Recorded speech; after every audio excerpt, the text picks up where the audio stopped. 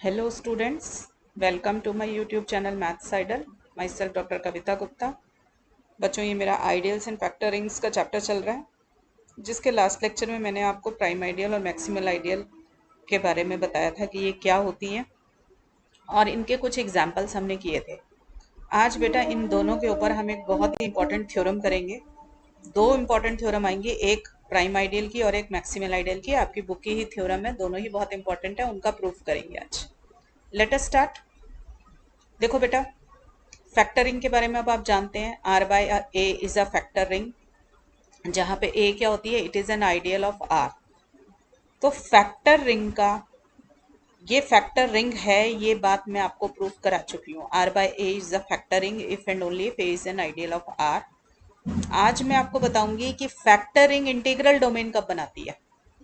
तो factor ring is an integral domain if and only if A is prime. Prime means prime ideal, मतलब अगर जो, ये तो पता ही था हमें कि ए आइडियल है, अगर ये ए आइडियल ना होके प्राइम आइडियल बन जाए, ठीक है, प्राइम आइडियल अगर ये होगी तो आर बाय ए क्या बनेगा, इंटीग्रल डोमेन बना देगा. ऐसे ही बेटा दूसरी थ्योरम करेंगे कि अगर ए मैक्सिमल आइडियल है, अगर ए मैक्सिमल आइडियल होगा तो आर बाय ए जो होगा ना वो फील्ड बना देगा. ठीक है, ये दो थ्योरम्स हमें आज करनी है. मैं आपको सजेस्ट करूंगी बच्चों कि फैक्टरिंग के बारे में, प्राइम आइडियल और मैक्सिमल आइडियल के बारे में आपको पता होना चाहिए, तभी आप ये समझ पाएंगे. मैं थोड़ा सा रिकॉल करा दूं कि प्राइम आइडियल का क्या मीनिंग है. कि अगर आप कोई दो एलिमेंट लेते हैं रिंग आर के, अगर उनका प्रोडक्ट ए के अंदर है, ठीक है, then this means either A belongs to A और B belongs to A. At least one of the two elements belongs to A. ये मीनिंग होता है प्राइम आइडियल का. ठीक है, मुझे शो करना है R by A is an integral domain. R by A ring होती है, ये बात मुझे मालूम है. मुझे उसको इंटीग्रल डोमेन बनाना है, तो इसका मतलब मुझे शो करना है कि R by A commutative ring है और it is having unity and it is free from zero divisor. अब याद रखें कि ये प्रॉपर्टी जो है, R by A is an integral domain if and only if A is a prime ideal, ये प्रॉपर्टी होल्ड सिर्फ तभी करेगी जब आर एक कॉम्यूटेटिव रिंग विद यूनिटी होगा. आर के खुद के पास कॉम्यूटेटिविटी और यूनिटी की प्रॉपर्टी होनी चाहिए. अगर इसमें से आप यूनिटी की प्रॉपर्टी को भी ड्रॉप कर देंगे या कोई सी भी एक प्रॉपर्टी ड्रॉप कर देंगे, तब भी ये रिजल्ट होल्ड नहीं करेगा. ठीक है, तो याद रखनी है कि आर के ऊपर कंडीशन लगी हुई है, it is a commutative ring with unity, और ए के ऊपर कंडीशन है कि it should be a prime ideal. तब हम बोलेंगे कि R by A is an integral domain. और यहाँ पे मैंने बेटा लिखा है इफ एंड ओनली इफ, इसका मतलब कन्वर्स भी ट्रू है. ठीक है, मतलब ए अगर प्राइम आइडियल है तो R by A integral domain है, और अगर R by A integral domain है तो नीचे जो ए लिखा हुआ है उसके वो प्राइम आइडियल है. But all this will happen only when R is a commutative ring with unity. Clear हो गई बच्चों बात. अब देखिए, हमें प्रूफ करना है कन्वर्स के साथ. ठीक है, तो पहले मैंने अज्यूम कर लिया let R by A is an integral domain, और मैं शो करूंगी कि A is the prime ideal. ठीक है, आपको पता है प्राइम आइडियल प्रॉपर आइडियल होती है, तो हमारे पास ए नॉट इक्वल टू आर होगा. अगर ए इक्वल टू आर हो गया तो ये आर बाय आर तो वन ही बन जाएगा. ठीक है ना, तो फिर हम पर्टिकुलर केस के बारे में बात कर रहे हैं कि A is not equal to R. तो हमने प्रॉपर आइडियल ली, प्रॉपर आइडियल लिया. अब आपको मैंने अभी अभी बताया कि प्राइम आइडियल का मतलब होता है कि if A B belongs to A then we have to show that A belongs to A और बी बिलोंग्स टू ए. ये तो डेफिनेशन ही है प्राइम आइडियल की, अभी ऊपर बताई भी आपको. तो हमने कंसीडर कर लिया ए बी बिलोंग्स टू ए. हम शो करेंगे कि या तो ए बिलोंग्स टू ए है या फिर बी बिलोंग्स टू ए है. तो देखो बेटा, कोसेट्स की प्रॉपर्टीज भी लास्ट लेक्चर में आपको रिवाइज करा दी थी मैंने. तो बेटा ए बी अगर ए के अंदर है तो A B plus A equal to A होगा. क्यों होगा, जरा सा ध्यान दें. मैंने आपको प्रॉपर्टीज कराई थी कोसेट्स की कि ए बिलोंग्स टू एच हो तो A plus H equal to H होता है. अब इस ए की जगह ए बी लिख दो और इस एच की जगह पे ए लिख दो, तो ये वाली प्रॉपर्टी बन जाएगी A B plus A equal to A. ठीक है, अब आपको ये पता है कि फैक्टर रिंग के अंदर आप जो है एडिशन को या मल्टीप्लिकेशन को कैसे डिफाइन करते हैं. देखो ए बी प्लस ए, तो हमें पता है कि आर बाय ए के अंदर मैंने लिख भी दिया है, in R by A multiplication operation is defined as कि दो कोसेट्स को मल्टीप्लाई करना है तो उनके कोसेट रिप्रेजेंटेटिव, कोसेट रिप्रेजेंटेटिव होता है जिससे कोसेट बनाया है, जैसे ये स्मॉल ए और स्मॉल बी, तो इनके कोसेट रिप्रेजेंटेटिव को मल्टीप्लाई करके कोसेट बना दो. तो कोसेट रिप्रेजेंटेटिव्स को मल्टीप्लाई किया तो ए बी आ गया, इसका कोसेट क्या आएगा, ए बी प्लस ए. तो मैंने इसी को यूज़ किया, A B plus A is equal to A plus A B plus A. Clear हो गई बच्चों बात, यहाँ पे ये आ गया। ठीक है, अब ये ए को मैं 0 प्लस ए लिख सकती हूँ, क्योंकि कोसेट्स के अंदर आइडेंटिटी क्या होती है, 0 प्लस ए इक्वल टू ए। तो मैंने इसकी जगह लिख दिया 0 प्लस ए। अब देखो, हमें पता है कि आर बाय ए एक इंटीग्रल डोमेन है। इंटीग्रल डोमेन के है तो ये फ्री फ्रॉम जीरो डिवाइजर्स है। फ्री फ्रॉम जीरो डिवाइजर्स का मतलब ये होता है कि आर बाय ए के, अब मैंने कोई भी दो एलिमेंट लिया, अगर उनका प्रोडक्ट जीरो है तो दोनों में से कोई एक एलिमेंट जरूर जीरो होगा। तो देखो, आर बाय ए के एलिमेंट क्या होते हैं, कोसेट्स होते हैं। तो एक कोसेट तो ये रहा ए प्लस ए, और दूसरा कोसेट क्या है, बी प्लस ए। इन दोनों का प्रोडक्ट किया तो ये किसके बराबर आ रहा है, जीरो एलिमेंट के बराबर आ रहा है। जीरो एलिमेंट क्या है इसका, ए है। आर बाय ए का जीरो एलिमेंट क्या है, 0 plus A equal to A. ठीक है ना, तो ये ए जो है ये zero element of R by A है। तो दो एलिमेंट का प्रोडक्ट जीरो आ रहा है, तो at least one of them is zero by definition of integral domain. इसका मतलब मुझे पता चला कि ये A plus A equal to 0 plus A होगा, या फिर B plus A is equal to 0 plus A होगा। ठीक है बच्चों, तो मैंने लिख दिया A plus A equal to 0 plus A और B plus A equal to 0 plus A. अब 0 प्लस ए को ए लिख सकते हो। अब इसके अंदर फिर से प्रॉपर्टी लगा दो, A plus H equal to H means A belongs to H. तो एच की जगह पे यहाँ पे ए है, तो ए बिलोंग्स टू ए आ गया। फिर से प्रॉपर्टी ऑफ कोसेट यूज करिए। ऐसे B plus A equal to A means B belongs to A. बच्चों अगर याद नहीं है कोसेट्स की प्रॉपर्टीज, तो इससे पहले वाले लेक्चर में मैंने जहाँ पे फैक्टर रिंग बताया था आपको एक दो लेक्चर्स पहले, वहाँ पे मैंने पहले कोसेट्स ही रिवाइज कराए थे। तो वहाँ से प्रॉपर्टीज़ को पहले रिवाइज कर लीजिए, क्योंकि बिना प्रॉपर्टीज़ को, बिना कोसेट्स के आप कम से कम फैक्टर रिंग से रिलेटेड कोई भी चीज़ नहीं कर सकते। ठीक है, तो ए बन गई मेरी प्राइम आइडियल। यही मुझे शो करना था ना, ए बिलोंग्स टू ए और B belongs to A, then A is the prime ideal. तो बेटा मुझे ये पता चल गया कि मेरे पास ए प्राइम आइडियल है। अब मैं इसका कन्वर्स शो करूँगी कि let A be any prime ideal of R. तो मुझे शो करना है आर बाय ए एक इंटीग्रल डोमेन बनाता है। ठीक है, R by A integral domain बनाता है, इसके लिए मुझे शो करना पड़ेगा कि R by A is a commutative ring with unity free from zero divisor. तो मैं सबसे पहले आपको ये बता दूं कि आर अगर एक कॉम्यूटेटिव रिंग है तो आर बाय ए भी एक कॉम्यूटेटिव रिंग होगी। ठीक है, तो ये आपको मैं करके दिखा देती हूँ कि कैसे पॉसिबल है। देखो, आर अगर कॉम्यूटेटिव रिंग है, आपको शो करना है आर बाय ए एक कॉम्यूटेटिव रिंग है, तो पहले आर बाय ए के दो एलिमेंट लो। इसके दो एलिमेंट किस फॉर्म के होंगे, कोसेट्स। तो दो कोसेट ले लो कोई भी। तो कोसेट ले लिए ए प्लस ए और बी प्लस ए। इन दोनों कोसेट्स को मल्टीप्लाई कर लो। जब मल्टीप्लाई करेंगे तो मल्टीप्लिकेशन ऑपरेशन कैसे डिफाइन है कोसेट्स के अंदर, कि उन फैक्टर रिंग के अंदर, कि उनके दोनों के जो हैं कोसेट रिप्रेजेंटेटिव मल्टीप्लाई हो जाते हैं। तो उनके कोसेट रिप्रेजेंटेटिव मल्टीप्लाई हुए तो ए बी प्लस ए आ गया। अब ए और बी दोनों किसके एलिमेंट है, आर के एलिमेंट है, और आर में कॉम्पिटिटिविटी होल्ड करती है। तो ए बी किसके बराबर हो जाएगा बच्चों, बी ए के बराबर हो जाएगा। तो मैंने लिख दिया B A plus A. Clear हो गया।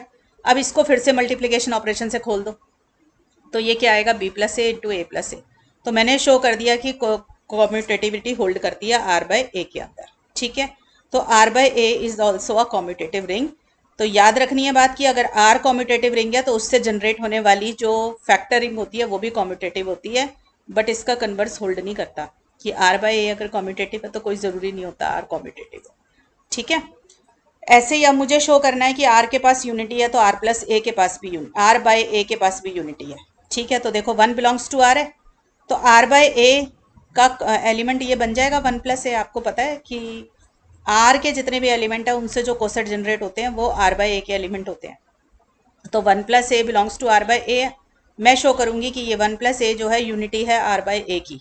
यूनिटी शो करने के लिए मुझे क्या शो करना है, इधर देखो जरा सब बच्चे, यूनिटी की definition A into E is equal to E into A equal to A. ठीक है, अब इसमें ये जनरल डेफिनेशन होती है यूनिटी की, ये यूनिटी की जब जनरल डेफिनेशन होती है।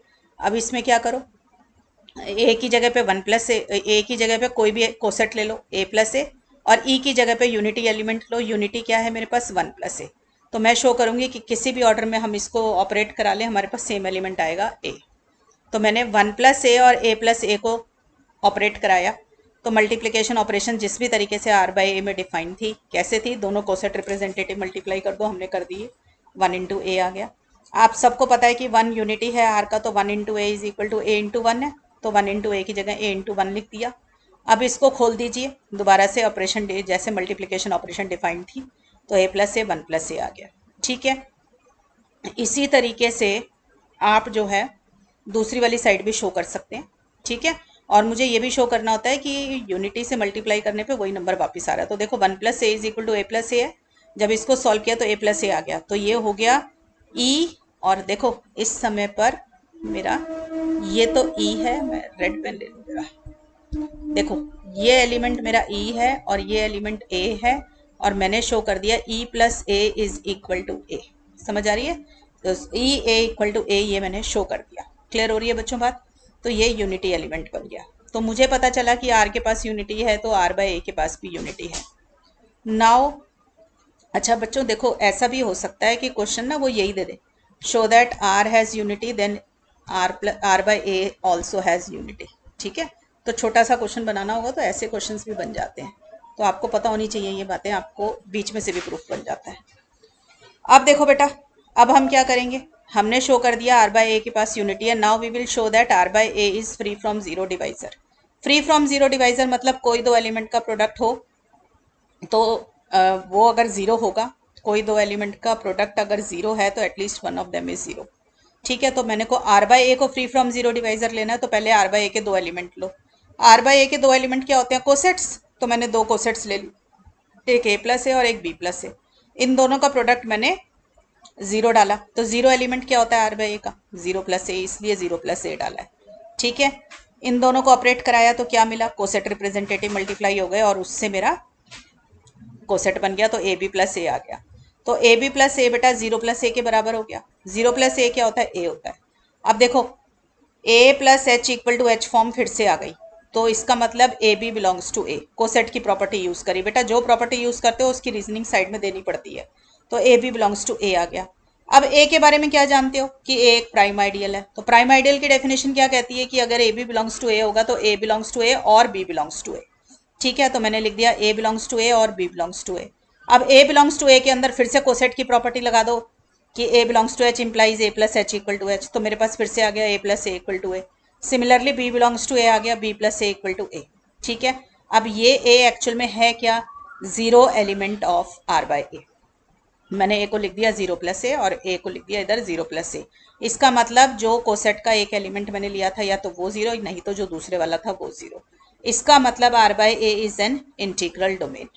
यही मुझे प्रूफ करना था कि r/a अगर इंटीग्रल डोमेन है, the if and only if a is a prime ideal, ठीक है बेटा। तो हमें पहले फैक्टर रिंग सीखी, फिर फैक्टर रिंग को हमने इंटीग्रल डोमेन बनाया। अब इंटीग्रल डोमेन को हम फील्ड बनाएंगे। देखो सॉरी, फैक्टरिंग से हम फील्ड तक पहुंचेंगे। तो r/a is a field if and only if a is maximal. मैं दोबारा से एक बात फिर से याद करा दूं कि अगर a सिर्फ एक आइडियल है तो r/a बनती है रिंग, ठीक है। ये एग्जिस्टेंस ऑफ फैक्टरिंग में प्रूफ कराया। अगर a प्राइम आइडियल होती है तो अगर a प्राइम आइडियल होगी तो r/a बनता है आपका इंटीग्रल डोमेन। अगर r/a में a मैक्सिमल आइडियल है तो आपकी बनती है फील्ड। याद रखें, ठीक है ये रिजल्ट्स। अब मैं ये प्रूफ कराने जा रही हूँ r/a is a field if and only if a is a prime, a is maximal, sorry, ठीक है बच्चों। So let me clean this. देखो अब ये थोड़ा लंबा प्रूफ है, चलिए। लेट आर, इसमें भी जरूरी है कि r is a commutative ring with unity, ठीक है। Let a be any ideal of r then r/a is a field if and only if a is maximal. तो बेटा ये यूनिटी वाली बात को आप ड्रॉप नहीं कर सकते हो। r इसको प्रॉपर्टी को होल्ड करने के लिए जरूरी है कि इसके पास यूनिटी हो। तो मैंने लिया बेटा, पहले ले लिया r/a फील्ड है, मैं शो करूंगी a मैक्सिमल है। आप जरा मैक्सिमल की डेफिनेशन याद कर लें एक बार कि क्या था, कि it is a proper ideal. तो हमारे पास है a not equal to r, तो प्रॉपर आइडियल हो गई। दूसरा मैंने कहा था maximal means it is maximal with respect to set inclusion. मतलब अगर b कोई एक आइडियल है, ये डेफिनेशन है बेटा यहाँ पे ये जो लिखी हुई है, let b be any ideal of r such that a contained in b contained in r। तो हमें शो करना होता है कि या तो a b के बराबर है या फिर b r के बराबर है, तभी a मैक्सिमल आइडियल बनेगी। तो मैंने ले लिया a contained in b contained in r where b is also any ideal of r, ठीक है। मैं शो करूंगी कि या तो a b के बराबर है या b r के बराबर है। अब बेटा जब भी ऐसे हो ना कि या तो ये या तो ये, तो आप मान लिया करो कि अगर ये हो गया, सपोज कर लो if a equal to b, तो काम हो गया खत्म मेरा, वी आर डन। बट अगर a b के बराबर नहीं है तो मुझे शो करना पड़ेगा b इक्वल टू r। अब b भी एक सेट है, r भी एक सेट है। सेट्स की इक्वालिटी क्या होती है जरा रिकॉल करें। Two sets are equal if one of them is contained in the other both ways, ठीक है, मतलब दोनों के दोनों एक दूसरे के अंदर होने चाहिए। तो B equal to R proof करने के लिए आप प्रूफ कर सकते हैं B contained in R and R contained in B, दोनों चीजें होल्ड करेंगी तो आपस में इकट्ठी होल्ड करेंगी तो क्या रह जाएगा, इक्वालिटी रह जाएगी, ठीक है। तो this is by definition of equality of two sets. याद रखें two sets are equal, two sets A and B are equal if A is contained in B and B is contained in A. तो बेटा B contained in are तो मेरे पास already है ही, ये देखो ये लिखा हुआ है B contained in R, B contained in R star के अंदर ऑलरेडी लिखा ही हुआ है। तो इसका मतलब मेरे को सिर्फ इतना शो करना रह गया आर कंटेंड इन बी। देखो बेटा मेरे को ना ये शो करना था ए इक्वल टू बी और बी इक्वल टू आर, इस सारे को रिड्यूस करती करती मैं किस पे ले आई हूँ, सिर्फ आर कंटेंड इन बी। तो मैं सिर्फ इतना शो करूंगी अब आर कंटेंड इन बी, बाकी सारी चीजें अपने आप हो गई, ठीक है। चलिए अब हमें शो करना है R contained in B. R contained in B show करने का मतलब होता है जब भी दो सेट ऐसे बनाने हो ना कि ये इसके अंदर है तो क्या किया करो, take any arbitrary element on this side, मतलब आर्बिट्ररी एलिमेंट छोटे सेट में लो और शो कर दो वो बड़े सेट में होल्ड करता है। तो मैं कोई भी आर्बिट्ररी एलिमेंट से स्मॉल आर को लूंगी आर में और मैं शो कर दूंगी कि वो बी के अंदर है, तो मेरा आर कंटेंड इन बी आ जाएगा। ऐसा करने से पहले मुझे थोड़ी सी और मेहनत करनी है, तो देखिए मैं कैसे करूंगी। क्योंकि आर के पास यूनिटी है इसका मतलब वन बिलोंग्स टू आर है, ठीक है। मैं पहले तो यही शो करूंगी कि जो यूनिटी थी वो अगर आर के अंदर थी तो यूनिटी बी के अंदर भी है। इससे मेरा ये प्रूफ नहीं होगा आर कंटेंड इन बी, क्योंकि आर कंटेंड इन बी करने के लिए मुझे आर्बिट्ररी एलिमेंट लेना है, वन तो एक पर्टिकुलर एलिमेंट है, ठीक है। तो मुझे पर्टिकुलर एलिमेंट लेना है और उसको शो करना है कि बी के अंदर है, पर उसको करने के लिए मुझे पहले आइडेंटिटी प्रूफ करनी पड़ेगी कि दोनों के पास आइडेंटिटी है, सॉरी यूनिटी है, ठीक है। तो मेरे पास क्या है बेटा, ए नॉट इक्वल टू बी मैंने ऊपर लिया अभी और मुझे ये भी पता है ए कंटेंड इन बी है। अब ए नॉट इक्वल टू बी हो और ए कंटेंड इन बी हो, इसका मतलब होता है A is a proper subset of B. Proper subset of B मतलब ए बी के बराबर नहीं है, ठीक है, बट ए सबसेट है बी का। इसका मतलब कम से कम बी के पास एक ऐसा एलिमेंट जरूर है जो ए के अंदर नहीं है। This is the definition of proper set, ठीक है। प्रॉपर सबसेट की डेफिनेशन क्या होती है कि बड़े सेट के पास कम से कम एक ऐसा एलिमेंट जरूर है जो कि छोटे सेट के पास नहीं है। तो मैंने लिया there exist at least one element say B belongs to बड़े वाला set B which does not belong to छोटे वाला सेट ए, ठीक है। तो बी अगर ए के अंदर नहीं है तो बी प्लस ए कभी भी ए के बराबर नहीं हो सकता। देखो कोसेट की प्रॉपर्टी होती है A belongs to H if and only if A plus H equal to H. तो अगर एक साइड होल्ड नहीं करेगी तो दूसरी भी होल्ड नहीं करेगी। तो अगर b does not belong to a है तो b प्लस एच भी h के बराबर नहीं हो सकता है, और यहाँ पे h की जगह a ने ले रखी है तो मैंने लिख दिया b plus A not equal to a। a क्या चीज है, जीरो एलिमेंट, तो a की जगह मैंने जीरो प्लस ए लिख दिया। इसका मतलब मुझे ये पता चल गया कि b plus A non zero element coset है, ठीक है। So it is a non zero element of r by a, ठीक है। And we know that r by a मेरी फील्ड है। फील्ड के अंदर क्या होता है, नॉन जीरो एलिमेंट का मल्टीप्लिकेटिव इनवर्स एग्जिस्ट करता है। तो मुझे पता चला कि b प्लस ए का मल्टीप्लिकेटिव इनवर्स एग्जिस्ट करेगा क्योंकि ये नॉन जीरो एलिमेंट है r बाय ए का। तो इसका कोई मल्टीप्लिकेटिव इनवर्स भी कोसेट ही होगा कोई। तो मैंने एक कोसेट ले लिया, सपोज कर लो c प्लस ए, तो ये मल्टीप्लिकेटिव इनवर्स बना दिया मैंने b प्लस ए का, ठीक है। M I means multiplicative inverse. अब मल्टीप्लिकेटिव इनवर्स की क्या डेफिनेशन होती है कि जब दोनों को मल्टीप्लाई करोगे, मतलब एक एलिमेंट को उसके मल्टीप्लिकेटिव इनवर्स से मल्टीप्लाई करो तो यूनिटी आता है। तो मैंने ले लिया b प्लस ए को जब मल्टीप्लाई किया c प्लस ए से, तो मेरे पास क्या आना चाहिए, 1 प्लस ए आना चाहिए। तो यहाँ पे क्या आ जाएगा, कोसेट की मल्टीप्लिकेशन कैसे होती है, उनके कोसेट रिप्रेजेंटेटिव्स को मल्टीप्लाई कर दो। So I multiply these coset representative, I get bc plus A equal to 1 plus A. अब फिर से इसके अंदर कोसेट की प्रॉपर्टी लगाइए कि दो कोसेट कब बराबर होते हैं। देखो मैंने यहाँ साइड में लिखा हुआ है a plus H is equal to B plus H if and only if a minus B belongs to H. किसी बच्चे ने b minus A belongs to H लिखा तो वो भी ठीक है। तो मैंने इसी प्रॉपर्टी का इस्तेमाल किया तो मुझे पता चला कि कोसेट रिप्रेजेंटेटिव को माइनस करने पर भी वो एलिमेंट ए का ही आएगा, ये मीनिंग हो गया इसका, ठीक है। तो 1 minus B C belongs to A. अब ए क्या था, वो तो सबसेट था बी का, इसका मतलब 1 माइनस बी सी किस में चला गया, बी का भी एलिमेंट बन गया, ठीक है बच्चों। अब देखिए आगे मुझे शो करना है 1 बिलोंग्स टू बी, इसका मतलब ये माइनस बी सी में अगर प्लस बी सी आ जाए तो माइनस बी सी और प्लस बी सी कट जाएंगे और 1 बिलोंग्स टू बी आ जाएगा। तो मैं अब प्लस बी सी लाने की कोशिश कर रही हूँ, देखो बड़े आराम से आएगा। बी किसका एलिमेंट था, कैपिटल बी का, और सी किसका एलिमेंट है, रिंग का, और बी क्या दे रखी है, आइडल। आपको पता है कि आइडियल के पास ताकत होती है कि वो रिंग के एलिमेंट्स को एब्जॉर्ब कर लेता है। तो हमारी आइडियल की जो सेकंड कंडीशन होती है वो क्या होती है कि एक एलिमेंट अगर रिंग का लें और एक एलिमेंट अगर आइडियल का लेंगे तो उनको ऑपरेट कराने पे एलिमेंट किसका आएगा, आइडियल का। तो B C belongs to B आ जाएगा। ठीक है, आप देखो 1 minus B C belongs to B और B C belongs to B, मैंने ये दो एलिमेंट बी के ले लिए। अब आप सबको पता है कि बी एक आइडियल है, आइडियल हमेशा सब रिंग होती है, एवरी आइडियल इज अ सब रिंग। तो बी एक सब रिंग है, सब रिंग है तो ये रिंग है अपने आप में। अगर ये रिंग है तो ये प्लस के साथ एबिलियन ग्रुप बनाएगी। ग्रुप के अंदर क्लोजर की प्रॉपर्टी होती है, तो इसका मतलब क्लोजर अगर इन दोनों एलिमेंट पे लगा दूं तो मेरे पास क्या आएगा, 1 minus B C plus B C belongs to B. तो इसका मतलब 1 बिलोंग्स टू बी। तो इतनी मेहनत करके तो मैं सिर्फ ये बात प्रूफ कर पाई कि यूनिटी बिलोंग्स टू बी, मतलब यूनिटी अगर आर के पास थी तो यूनिटी बिलोंग्स टू बी। अब मुझे शो करना है आर कंटेन्ड इन बी, तो मैं कोई भी आर्बिट्ररी एलिमेंट आर पे लूंगी और शो करूंगी कि वो आर्बिट्ररी एलिमेंट बी के अंदर है। तो मैंने आर्बिट्ररी एलिमेंट लिया, let R belongs to R. ठीक है, मुझे शो करना है कि ये आर बी के अंदर है। तो देखो बहुत आसानी से हो जाएगा बेटा, आर बिलोंग्स टू आर है और यहाँ पे अभी अभी मैंने शो किया कि 1 बिलोंग्स टू बी। ठीक है बेटा, अब देखो एक एलिमेंट रिंग का लिया और एक एलिमेंट मैंने आइडियल का लिया, और बी जो है आइडियल है। तो आइडियल की क्या प्रॉपर्टी होती है कि जब उन दोनों को ऑपरेट करोगे तो वो एब्जॉर्ब कर लेगा एलिमेंट ऑफ आर। मतलब किसका एलिमेंट आएगा, R dot one, it is an element of B because B is an ideal. तो उसकी सेकेंड कंडीशन का इस्तेमाल किया।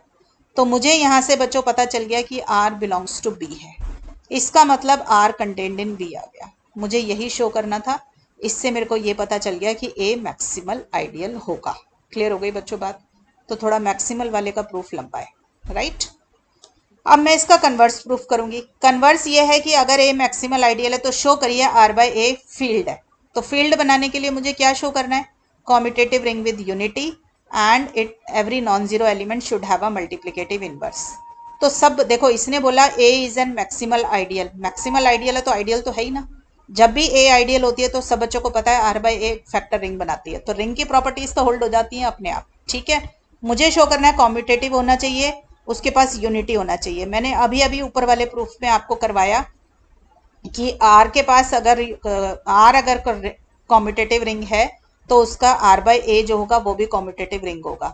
अगर आर के पास यूनिटी है तो आर बाई ए के पास भी यूनिटी है। ये मैंने पिछली वाली थ्योरम में आपको करवाया। ठीक है, बहुत आसानी से हो भी गया। ठीक है ना, यूनिटी 1 प्लस ए आई थी और कॉम्यूटेटिविटी बड़े आराम से होल्ड हो गई थी। तो मैं अब सिर्फ इतना शो करूंगी कि हर non zero element of R by A has multiplicative inverse. ठीक है, तो पहले कोई नॉन जीरो एलिमेंट ले लो, फिर शो कर दो उसका इनवर्स एग्जिस्ट करता है। तो मैंने नॉन जीरो एलिमेंट लिया। अब आर बाई ए के एलिमेंट कोसेट्स है ना, तो कोई भी नॉन जीरो कोसेट ले लो। तो मैंने सपोज मान लो बी प्लस ए एक नॉन जीरो कोसेट लिख लिया, इसीलिए मैंने बी प्लस ए को not equal to zero plus A लिखा है क्योंकि ये नॉन जीरो एलिमेंट है। मुझे शो करना है बी प्लस ए का मल्टीप्लिकेटिव इनवर्स एग्जिस्ट करता है। ठीक है बेटा, इसके लिए काफ़ी मेहनत करनी पड़ेगी आपको। देखो, सबसे पहले एक सेट बी कंसीडर करना।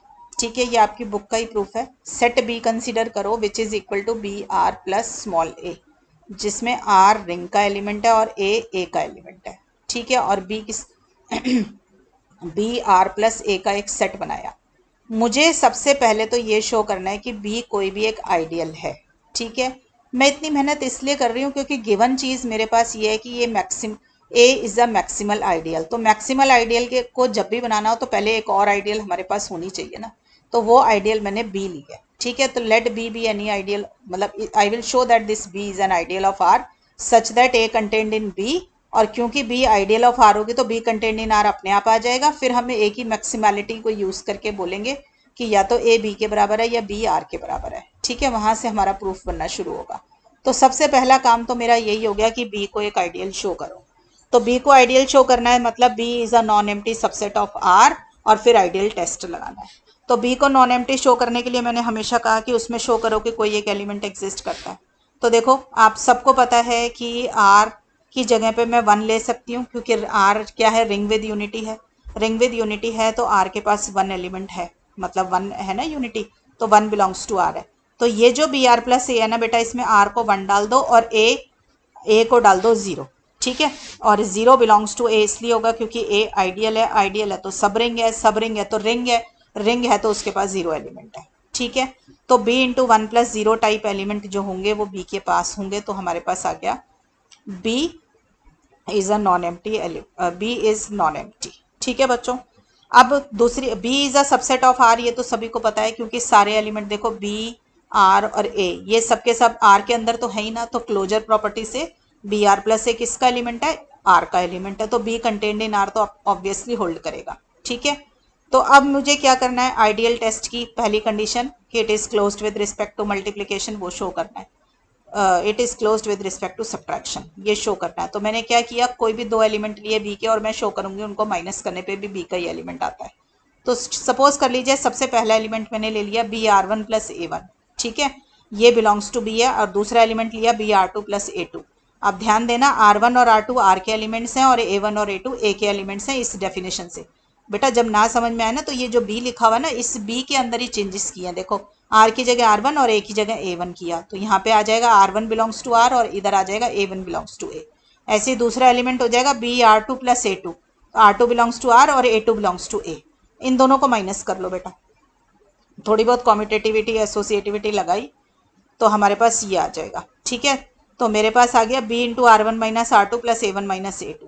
अब ये B का एलिमेंट कब होगा, जब ये R1-R2 रिंग का एलिमेंट होगा और A1-A2 A का एलिमेंट होगा, और ये बड़े आराम से होल्ड करेगा। देखो बेटा A1 A का एलिमेंट था, A2 A का एलिमेंट था और A आइडियल थी, तो आइडियल की डेफिनेशन में फर्स्ट कंडीशन जो होती है वो यही होती है कि इनको माइनस करेंगे तो भी A का एलिमेंट आएगा, तो A1-A2 is also an element of A। ऐसे ही R1 और R2 के लिए देखो बेटा R2 रिंग का एलिमेंट है, रिंग के अंदर एडिटिव इनवर्स एग्जिस्ट करता है, तो -R2 भी R का एलिमेंट है। अब R1 एक एलिमेंट है, -R2 एक एलिमेंट है, तो दोनों को माइनस करेंगे तो वो भी R का ही एलिमेंट आ जाएगा बाय क्लोजर इन R+। ठीक है।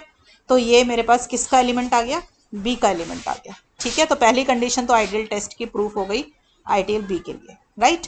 अब दूसरी कंडीशन है कि इसको जब एक एलिमेंट रिंग का लो एक एलिमेंट आइडियल का लो, जब मल्टीप्लाई करोगे तो दोनों आइडियल के एलिमेंट आएंगे दोनों साइड से। ठीक है। तो मैंने एक एलिमेंट लिया B का जिसको मैं आइडियल बनाना चाहती हूँ और एक एलिमेंट लिया रिंग का T बिलोंग्स टू R, दोनों को ऑपरेट करा दो। तो मेरे को शो करना है कि दोनों को ऑपरेट कराने पे B का एलिमेंट मिलता है, किसी भी साइड पे ऑपरेट कराना, BR+A इंटू T करूँ या T इंटू BR+A करूँ, दोनों साइड से मुझे B का एलिमेंट मिलेगा। ठीक है। तो मैंने दोनों को मल्टीप्लाई कराया, डिस्ट्रीब्यूटिव लॉ लगा के दोनों को खोल दिया। ठीक है। खोला और फिर इसके अंदर एसोसिएटिविटी करा तो RT को इकट्ठा कर दिया। अब देखो R भी रिंग का एलिमेंट था और T भी रिंग का एलिमेंट है, मैंने यहाँ पे ले रखा है। आपको पता है रिंग के अंदर क्लोजर होल्ड करती है, तो RT भी R का एलिमेंट हो जाएगा। आपको पता है कि AT अगर A का एलिमेंट होना जरूरी है, तो क्यों होगा, देखो A बिलोंग्स टू A था और T बिलोंग्स टू R है और A आइडियल दे रखा है, तो आइडियल के पास प्रॉपर्टी होती है कि जब रिंग का एलिमेंट आइडियल के एलिमेंट से मल्टीप्लाई करते हैं तो वो किसका एलिमेंट आ जाता है, आइडियल का, तो AT बिलोंग्स टू A। तो अगर AT A के अंदर है और ये RT R के अंदर है, तो इस टाइप के एलिमेंट किस फॉर्म के होते हैं, B के होते हैं एलिमेंट, तो इट बिलोंग्स टू B आ गया। ठीक है। सेम तरीके से बेटा इस T को दूसरी साइड रख लेना, T बिलोंग्स टू R और BR+A है, तो दूसरी वाली साइड पे मल्टीप्लाई करके भी B का एलिमेंट आ जाएगा। इन सब से मुझे ये पता चल गया कि B is an ideal of R। ठीक है। अब देखिए मैं ये भी शो कर दूं कि A कंटेन्ड इन B है। देखो A बिलोंग्स टू A लिया, A को आप ऐसे लिख सकते हो R के जैसे BR+A टाइप एलिमेंट B के अंदर थे ना, तो मैंने R को 0 ले लिया, तो 0 इंटू B+A फॉर्म लिख सकते हो A को। ठीक है। और इस टाइप के एलिमेंट किसके एलिमेंट होते हैं, B के, क्योंकि B के पास किस टाइप के एलिमेंट थे, देखो B के पास किस टाइप के एलिमेंट थे, BR+A where R belongs to R, तो इस R को मैंने 0 ले लिया, इधर स्मॉल a है, तो मेरे पास B इंटू 0+A एलिमेंट आ गया, तो ये किसका एलिमेंट हो गया, B का एलिमेंट हो गया। ठीक है। तो मुझे पता चला कि अगर मैंने कोई आर्बिट्ररी एलिमेंट कैपिटल A में लिया तो वो आर्बिट्ररी एलिमेंट B में भी था, इसका मतलब A कंटेन्ड इन B आ गया। ठीक है। Obviously B ideal of R तो थी। ठीक है। तो देखो A कंटेन्ड इन B मैंने शो कर दिया और B आइडियल ऑफ R है, तो B is a subset of R, ये अपने आप आ गया वहां से आइडियल से। ठीक है। और A है मैक्सिमल आइडियल, A अगर मैक्सिमल आइडियल है तो या तो A B के बराबर है या फिर B R के बराबर है। मैंने ऊपर ही स्टार्टिंग में लिया कि A is not equal to B, अगर A not equal to B है तो फिर क्या चीज होल्ड करनी चाहिए, B इक्वल टू R, इसका मतलब B should be equal to R, तो मैंने ये लिख लिया B equal to R। Clear है। अब B अगर R के पास है तो मैं शो कर देती हूँ कि B ये देखो B अगर R के पास है और R के पास यूनिटी है, ठीक है ना, हमने लिया हुआ ना R is a commutative ring with unity. तो अगर 1 आर के पास है तो 1 बी के पास भी चला गया, क्योंकि दोनों बराबर ही है। तो 1 बिलोंग्स टू बी।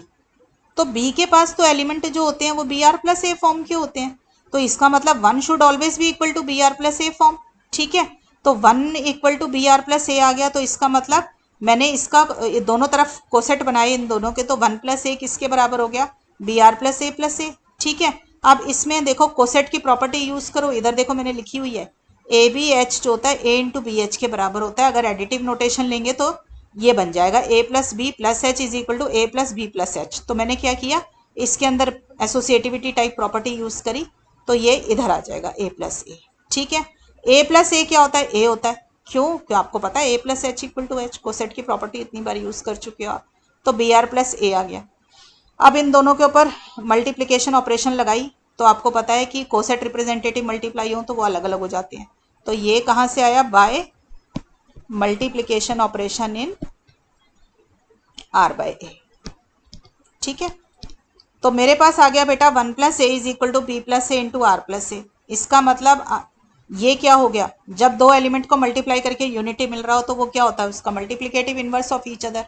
तो मेरे पास आ गया R plus A is the multiplicative inverse of B plus A. और बेटा क्योंकि आर बाय ए कॉम्यूटेटिव है, इसलिए एक साइड शो कर दोगे तो दूसरी अपने आप होल्ड कर जाएगी। मतलब राइट इनवर्स शो कर दिया तो लेफ्ट इनवर्स अपने आप बन जाएगा।